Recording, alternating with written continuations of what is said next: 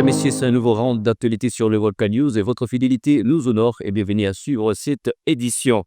Le chef de la presse militaire en République démocratique du Congo, le colonel Makazukai, a qualifié mercredi 4 février 2026 d'usurpateur le militaire auteur d'une déclaration annonçant la récupération de l'agglomération de Minembwe de la province du Sud Kivu par les forces armées de la RDC.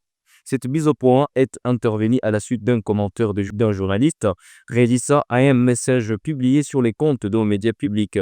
Ces messages confirmaient que les forces armées de la République démocratique du Congo avaient annoncé dimanche 1er février la prise de contrôle total de la localité de Minembwe, située dans le haut plateau du territoire de Fizi, après 4 jours d'affrontements contre les combattants du 123 AFC et leurs alliés. L'information avait également été relayée par plusieurs médias congolais dont le site levolcannews.net, citant comme source l'agence congolaise de presse, l'ACP en sigle.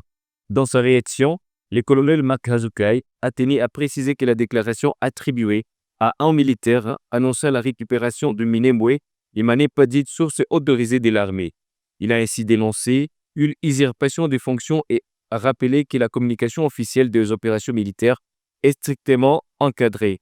Le chef de la presse militaire a, à cette occasion, réaffirmé que les seuls porte-parole habilités à s'exprimer sur les opérations Sokoladé au Sud Kivu est le lieutenant Brigden Mbouyi, qu'il a présenté comme un collaborateur reconnu de la chaîne de commandement des forces armées de la République démocratique du Congo dans cette zone. Cette clarification intervient dans un contexte de communication contradictoire autour de la situation sécuritaire à Minembwe.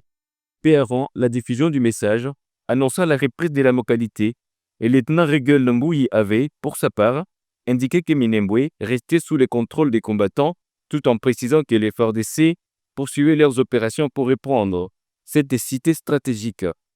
Ces déclarations divergentes ont contribué à alimenter la confusion au sein de l'opinion publique et des médias, alors que le combat se poursuit dans le haut plateau du Sud Kivu, une région régulièrement affectée par des violences armées et des déplacements de population.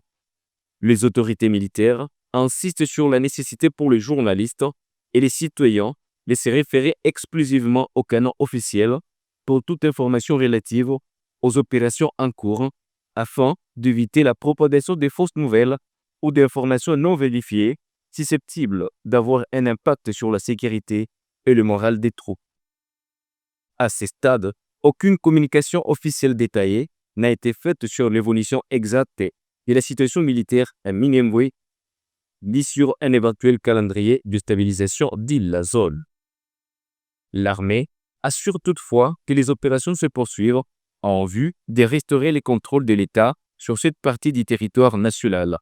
La situation reste donc suivie de près, alors que les enjeux sécuritaires, humanitaires et politiques demeurent importants dans les hauts plateaux du Sud Kivu, une région au cœur des tensions persistantes dans l'Est de la République démocratique du Congo.